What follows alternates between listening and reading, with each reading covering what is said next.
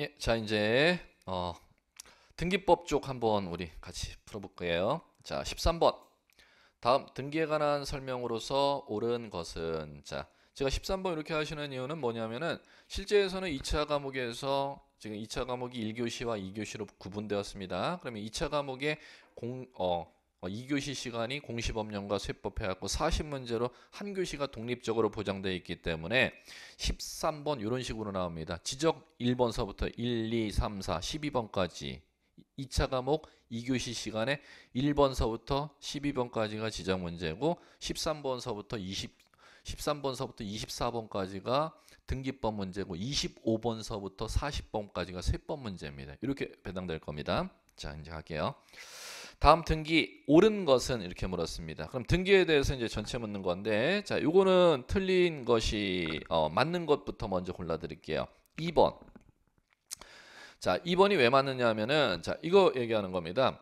등기에 대해서 이제 묻는데 2번은 지금 등기에 이제 할 수 있는 물건이 있습니다. 그럼 등기부에 등기할 수 있는 물건하고 등기할 수 없는 물건을 갖다가 구분하고 시험장에 왔느냐 못하느냐를 구별하는 주제입니다. 그러면 이제 거기에서 뭐가 제시되어 있느냐 하면 그건 이제 법 이론적으로 푸는 문제는 아닙니다. 법전을 읽었느냐 안 읽었느냐 이제 문제이기 때문에 해상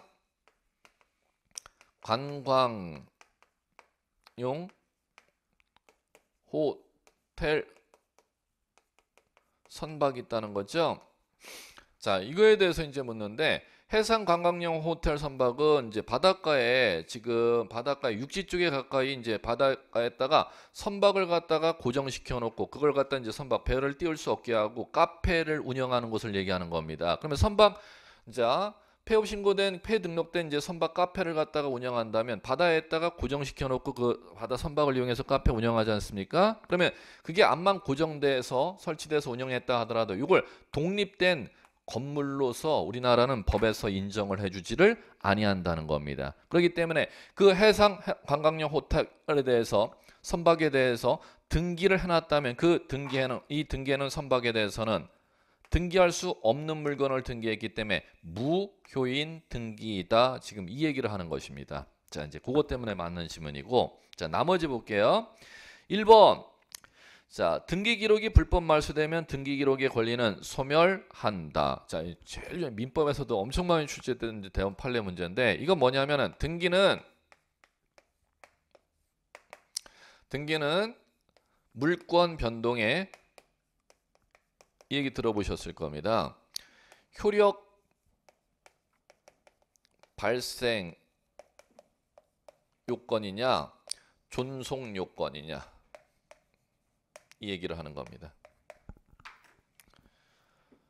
등기는 물권 변동의 효력 발생 요건이지 절대 존속 요건은 아니라는 겁니다. 그럼 따라서 등기가 불법으로 말소되었다 하더라도 물권의 효력은 소멸하지 아니한다. 이렇게 돼야 맞는 지문이 된다는 것이죠. 자, 그 다음에 3번.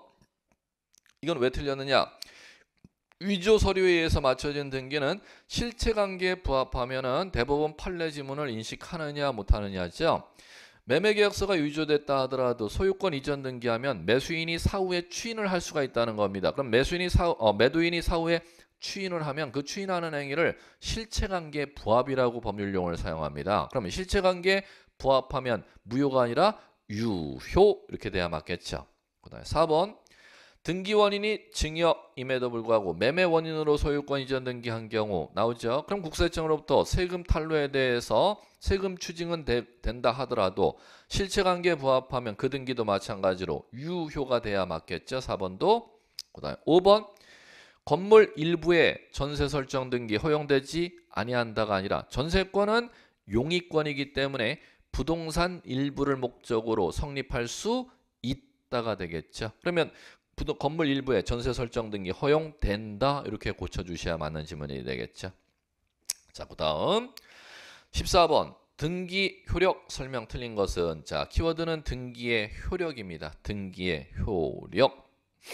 자, 요거는 틀린 거 먼저 찾아드릴게요. 3번이 틀렸네. 왜 틀렸나 볼게요. 3번. 자, 이게 나오죠. 물권 변동 나옵니다. 자, 이거 물권 변동은 자, 우리나라 부동산 물권 변동에 대해서 어디에 규정이 나왔냐면 민법에 규정이 나왔지 등기법에는 없습니다. 자, 그럼 부동산 물권 변동에 대해서 민법 186조가 있고 187조가 있죠. 그럼 민법 186조는 법률 행위로 인한 부동산 물권 득실 변경은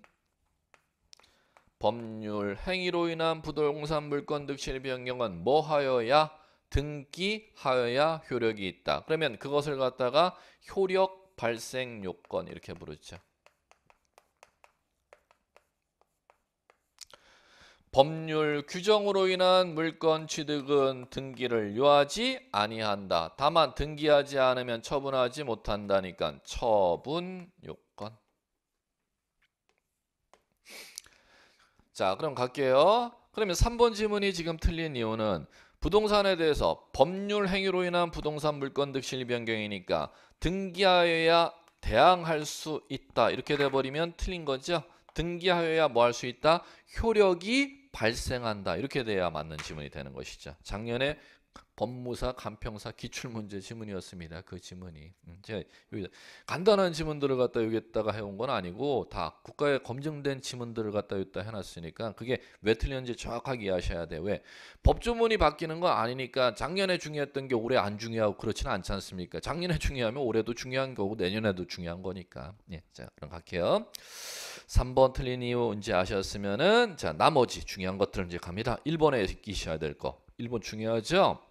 등기 효력 언제서부터 발생한다? 접수한 때로 소급하여 효력 발생한다. 최근 26, 27에 계속 출제되었던 법조문이었습니다. 지금 정답으로 제가 이게 맞는 지문으로 해놔서 지금 여러분들 그냥 간과해서 넘어가시면 안 돼. 1번 지문 상당히 중요합니다. 등기 효력은 접수한 때로 소급하여 효력 발생. 자, 그다음 2번 같은 구에 등기한 순서는 순위번호, 다른 구에는 접수번호. 2번에서는 그게 보이셨어야 되고 있고, 그 다음에 4번 등기가 존재하는 이상 그것이 실체법상 무효라 하더라도 형식상 효력은 있는 것이므로 그것이 말소하지 아니하고는 양립할 수 없는 등기를 할 수 없다. 요거를 형식적 확정력 이렇게 부르죠. 요것도 작년 법무사 기출문제 반복됐던 거고. 중개사는 예전에 먼저 출제했었고 중개사 시험에서는 여러 번 출제했었어요. 판례지문. 그 다음에 5번 사망자 명의의 등기 신청으로 맞춰진 등기는 추정력 부정합니다. 인정되지 않습니다. 사망자 중요합니다. 일반적으로 등기되어 있으면 추정력을 대법원에서 인정하지 않습니까? 그런데 사망자 명의로 등기되어 있으면 추정력 인정 안 합니다. 또는 또 하나 기억해 두셔야 돼요. 허무인 세 글자 쓰세요. 허무인. 사망자나 허무인 명의로 등기가 되어 있으면 추정력 대법원에서 인정 안 해줍니다. 자, 그 다음에 15번 갑니다. 현행 부동산 등기법상 등기할 수 있는 권리 맞는 건 물었습니다. 자, 그럼 이거는 자, 뭘 묻는 거냐면은 등기할 수 있는 권리를 물었습니다. 그럼 이건 법전을 읽었느냐 안 읽었느냐 인식하는 문제죠. 등기할 수 있는 권리가 현행법에 몇 가지? 9가지 권리를 등기할 수 있다. 법에 이렇게 규정해 놨으니까 자, 시험 보러 들어오시면서 등기할 수 있는 권리 9가지 법전 내용을 충분히 읽었어? 안 읽었어? 변별력 묻는 문제를 묻는 겁니다. 자, 등기할 수 있는 권리 가보죠. 소유권, 지상권, 지역권, 전세권, 저당권, 임차권, 환매권, 권리, 질권, 채권, 담보권 이렇게 9가지 권리를 등기할 수 있다. 법전에 이렇게 규정되어 있죠. 그러면 그 9가지 권리 법전에 규정되어 있는 걸 인식하여야 9가지 권리 아닌 것들을 찾아내서 그 문제를 맞출 수 있죠. 그럼 등기할 수 있는 권리가 아닌 것들 이런 것들을 이제 기출문제 난 것들을 한번 소개해 볼게요. 유치권 등기할 수 있는 권리 아니고 그 다음에 질권도 아니고 점유권도 아니고 그 다음에 또 요거 주위 토지 통행권 이것도 기출문제 한번 출제됐었고 한 번이 아니고 여러 번 출제했었죠. 자, 그 다음에 또 이제 더 어렵게 나면 이런 것도 구분 임차권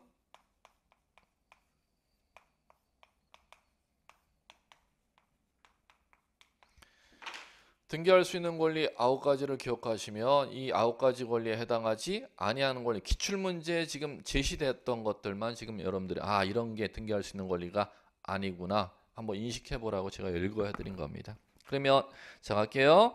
등기할 수 있는 권리는 기억번 등기할 수 있는 권리죠. 구분이상권, 니은번 채권담보권 마찬가지고, 리을번 부동산 환매권 등기할 수 있는 권리죠. 그 다음에 그러면 아닌 것은 등기할 수 있는 권리인 것은 기억 니은 니을이니까 1번 정답. 아닌 거는 니을 미음.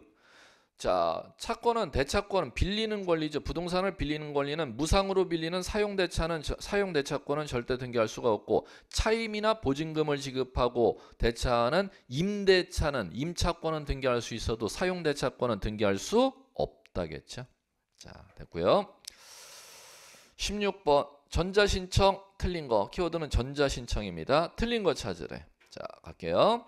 전자신청은 인터넷 접속해 갖고 등기 신청하는 거 아니야? 자, 갑니다. 이게 틀린 것은 3번 틀렸죠. 법인 아닌 사단의 경우 그 사단 명의로 대표자가 전자신청할 수 있다. 이게 왜 틀렸느냐 하면 갈게요. 전자신청 몇 가지 이제 법조문만 인식하시면 그냥 뭐 단답으로 푸는 최하 난이도 문제입니다. 전자신청은 자 먼저 인터넷 접속해 갖고 등기 신청하는 거 아니야?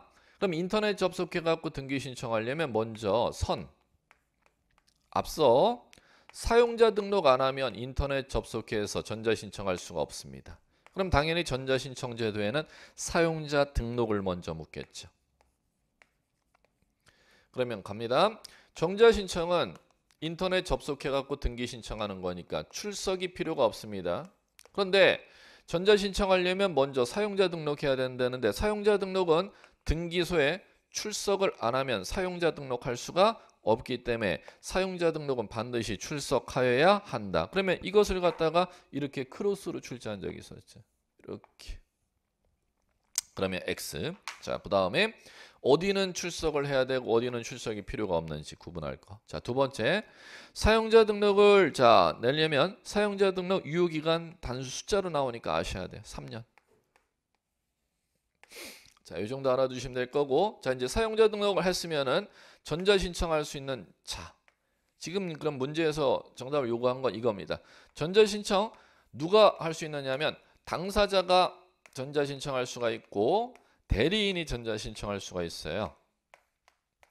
그러면 당사자는 누가 전자 신청할 수 있냐? 자연인이면 전자 신청할 수 있어요. 그럼 여기는 당연히 외국인은 또 당연히 자연인에 들어가겠죠. 그 다음에 법인도 전자 신청할 수가 있습니다. 그럼 정답에서 지금 요구했던 건 이거죠. 자연인과 법인 당사자로서 전자 신청하려면 자연인과 법인이 전자 신청할 수가 있기 때문에 당사자라 하더라도 종중이나 문중에서 땅을 샀을 때는 절대 인터넷 접속해 갖고 등기 신청할 수가 없죠. 그럼 종중, 문중을 갖다가 뭐라고 부릅니까? 권리 능력 없는 사단, 재단 또는 비법인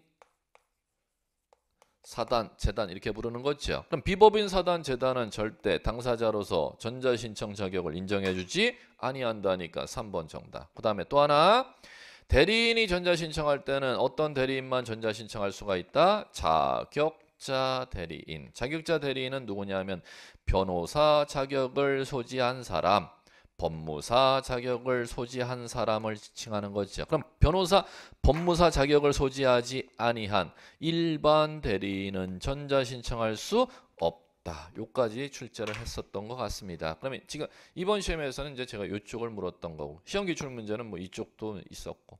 자, 그다음 그다음에 볼게요. 17번 구분 건물 관한 설명. 틀린 거 묻습니다. 구분 건물 등기. 자, 이건 1번 정답. 왜 틀렸느냐? 구조상, 이용상 독립성 있는 건물을 소유한 자는 그 건물로 구분 건물로서 등기하여야 한다가 틀렸습니다. 기출문제 2번 반복됐던 기출문제를 제가 1번 의도적으로 정답 1번에다 해놨습니다. 자, 구분 건물로 등기할 수 있다. 이렇게 이제 고치셔야 맞겠죠. 자, 그러면 이게 왜 2번이나 기출문제 났었느냐?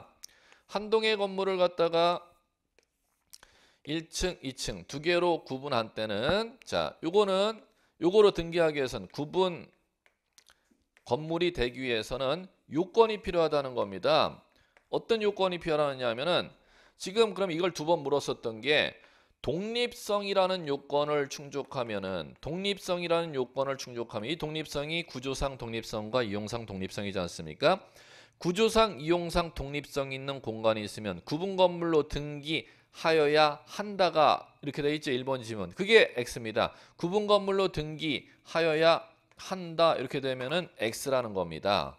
왜 그러냐면은 한 동의 건물을 갖다가 독립성이 있는 두 개의 층으로 구분해서 건물을 건축했다 하더라도 구분 건물로 등기하여야 한다가 아니라 한 동의 건물을 두 개로 구분해서 독립성 있는 공간을 두 개로 층으로 구별해서 건축했다 하더라도 일반 건물로 등기할 수도 있고 구분 건물로 등기할 수도 있으면 여기가 머스트가 되는 게 아니라 캔이 돼야 된다는 겁니다. 등기할 수 있다 이렇게 돼야 된다는 겁니다. 그러면 구분 건물로 독립성 있는 공간을 한 동의 건물을 구분한 건물로 등기할 수 있는지 일반 건물로 등기하는지는 뭐에 따라 결정되느냐 하면은 이거 주관적인 요건.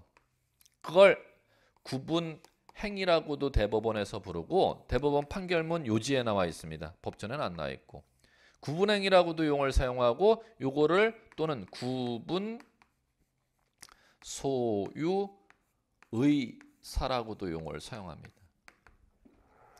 그러면 독립성 있는 공간을 갖다가 일반 건물로 등기하는지 구분 건물로 등기하는지는 뭐에 따라 결정되는 거다? 구분 행위, 구분 소유, 의사로 결정하기 때문에 구분 건물로 등기하여야 한다 하면 X가 되는 것이고 구분 건물로 등기할 수 있다 이렇게 가야 맞는 지문이 된다는 겁니다.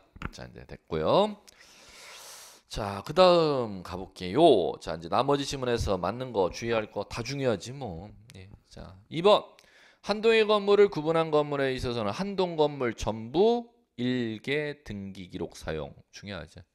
구분 건물마다 1등기 기록 사용한다. 이렇게 2번 지문은 지금 제가 맞는 거로 출제했는데 2번 법조문은 어떻게 출제했었냐면 틀린 것으로 출제했었을 때는 한 동의 건물을 구분한 건물에 있어서는 한 동의 건물을 구분한 건물에 있어서는 구분 건물마다 1등기 기록을 사용한다. 이렇게 출제한 적이 있었습니다. X요. 한 동 건물 속하는 전부의 1등기 기록. 자, 그 다음에 3번 대지권 등기를 한 후 건물의 권리에 관한 등기는 대지권에 대한 등기로서 동일한 효력이 있다. 그러면 아파트 소유자가 아파트 등기부에 대지권 등기를 해버리면 아파트 매매해갖고 소유권 이전 등기되면 대지권도 당연히 매수인에게 이전되는 효력이 있다. 이렇게 읽어나가시면 쉬울 겁니다. 또는 아파트에 대지권이 등기돼버리면 아파트 주인이 은행 가서 담보대출을 받아서 은행 앞으로 근저당 설정을 해주려면 은행의 그 근저당의 효력은 아파트뿐만 아니라 아파트 소유자가 가지는 대지권에도 근저당의 효력이 있다. 이런 식으로 읽어나가셔야 지문이 편할 겁니다. 자, 그 다음 4번. 구분 건물에 대지권이 있는 경우 대지권의 목적인 토지 표시는 한동 건물 표지부에 등기하죠. 기록하죠. 맞죠? 5번. 대지권을 등기한 건물 등기 기록에는 건물만 소유권 이전 등기할 수 없고 건물만 저당 설정 등기할 수 없고 이걸 전유 부분과 대지권의 분리처분 금지 이렇게 용어를 사용할 겁니다. 자, 됐고요. 18번. 다음 중 등기 의무자의 등기필 정보 제공해야 되는 경우는 자, 1번 정답. 자, 요거는 키워드가 이거죠. 등기필 정보. 등기필 정보 제공해야 된대. 자, 갑니다. 가령 갑이 땅이 있을 때 이 땅을 갖다가 A가 샀습니다. 그러면 지금 갑과 A가 소유권 이전 등기 신청할 거 아닙니까? 자, 이전 등기 화살표 신청하는데 등기필 정보라는 건 뭐냐면은 등기 신청하면은 방문 신청일 경우 등기소에 들어오면 신청서라는 걸 적어야 된다는 겁니다. 신청서의 뒷면에 자, 등기를 신청하고자 하는 자는 재산을 취득하는 등기를 신청하러 들어온 사람이 있고 재산을 넘겨주는 등기를 신청하러 들어온 사람이 있으면 재산을 넘겨줄 사람에게 재산을 그 토지에 대해서 넘겨줄 재산이 현재 있는지를 갖다 등기관한테 확인하는 서류의 역할이 등기필 정보입니다. 그러면 지금 매매에 따른 소유권 이전 등기하면 누구한테 땅을 넘겨줄 소유권이 있어야 된다는 겁니까?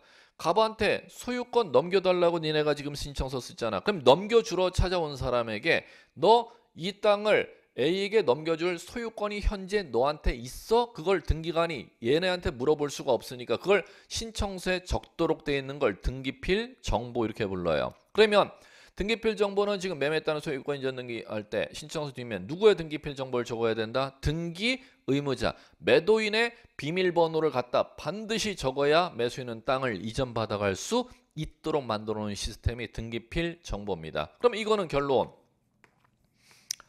공동 신청할 때 등기필 정보 적는 거 아니에요. 뭐 할 때? 공동 신청할 때 누구의 것? 등기 의무자의 것. 자, 그럼 이거 하시면 끝나는 거지. 원리 하셨으면 끝났습니다. 등기 의무자 등기필 정보 뭐 할 때? 공동 신청할 때. 그럼 따라서 뭐일 때는 등기필 정보가 제공이 필요가 없느냐? 단독 신청할 때는 등기필 정보 제공이 필요가 없는 원리가 나오는 것이죠. 자, 다만 단독 신청일 경우라 하더라도 등기필 정보를 제공하여야 하는 예외 규정을 딱 하나 법에서 규정해 놨습니다. 그 예외 규정이 이거죠. 승소한 등기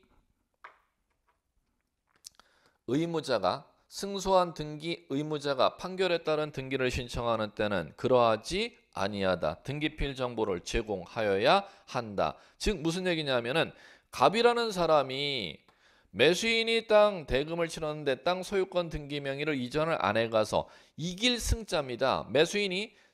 매도인이 승소 판결을 받아서 매도인이 단독으로 매수인 앞으로 이전 등기 신청을 하러 들어왔을 때는 승소 판결을 받아서 등기 신청서를 쓰는 매도인의 수중에 소유권 등기필 정보가 있기 때문에 이때는 예외적으로 제출을 하여야 하기 때문에 1번 정답이 되는 것입니다. 자, 그러면은 나머지 보죠.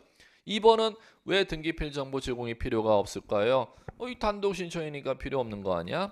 3번 왜 필요 없습니까? 관공서가 등기필 정보는 등기 신청할 때만 적용하는 거지 국가나 지자체가 등기소에 서류 보낼 때는 당연히 진정성이 보장되어 있기 때문에 설마 구청에서 자기가 땅도 안 가지고 있는데 허위로 등기해달라고 촉탁할 일은 없잖아. 그러면 촉탁이라는 단어가 나오는 때는 등기필 정보 제공하는 원리가 면제가 되니까는 당연히 3번도 필요가 없는 것이고 4번도 관공서 나오죠. 그 다음에 5번 상속은 당연히 단독 신청이니까 등기필 정보 제공이 필요가 없지요. 됐습니다.